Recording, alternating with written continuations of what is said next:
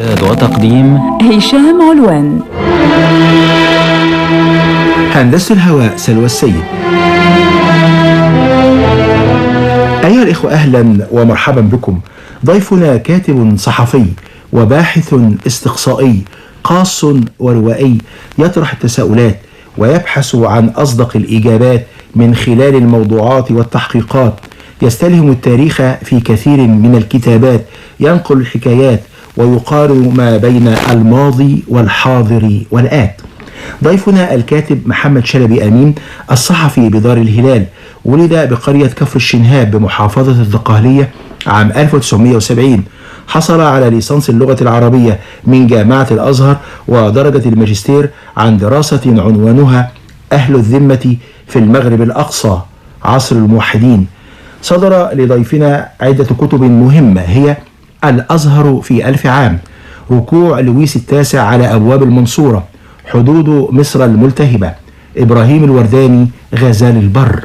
وفي مجال الإبداع صدر له مجموعة قصصية بعنوان عضة الروح، معركة الجمل، وله رواية تاريخية بعنوان سنسيت الثالث، رباط البحرين، وله مسرحيتان هما سراج بني بشار وأوكازيوم. وانتهى مؤخرا من كتاب بعنوان مصر سيرا على الأقدام. أرحب بضيفي الكاتب المبدع محمد شلبي أمين، الصحفي بدار الهلال. أهلا ومرحبا بك على موجات صوت العرب، وكل سنة وحضرتك طيب. اهلا بحضرتك أستاذ هشام وكل مستمعينا مستمعي إذاعة صوت العرب في مصر وفي المنطقة العربية وفي أفريقيا.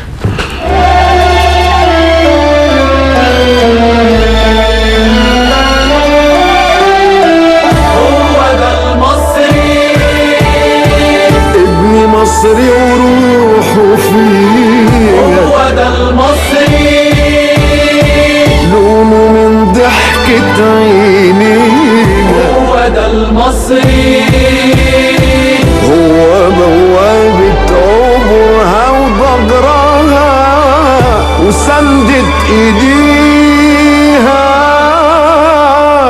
هو ده المصري اللي وقت الجد شد، هو ده المصري اللي عمره ما همه حد، هو ده المصري اللي قام عدى القناة، هو ده اللي كتب بإيده تاريخ ومجد، هو ده المصري اللي وقت الجد شد، هو ده المصري اللي عمره ما همه حد، هو ده المصري اللي قام عدى القناة، هو ده اللي كتب بإيده تاريخ ومجد.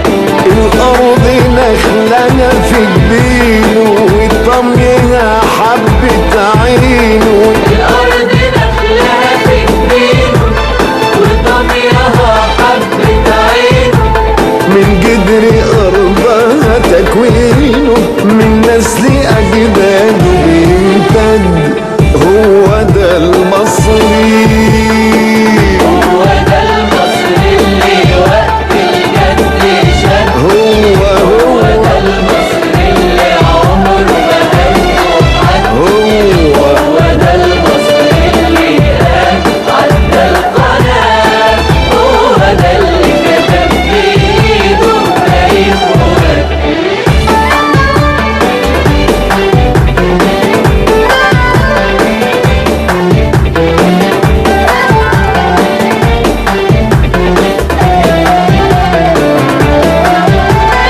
النيل بيسري في ملامحه من زرعته طرحة قمحه، النيل بيسري في ملامحه من زرعته طرحة قمحه، ومصر هي طبيب جرحه وفي المحن عوده بيشتد، هو ده المصري، هو ده المصري اللي وقت الجد شد، هو ده المصري اللي عمره ما همه حد، هو ده المصري اللي قام عدى القناة، هو ده اللي كتب بإيده تاريخ ومجد، هو ده المصري اللي وقت الجد شد، هو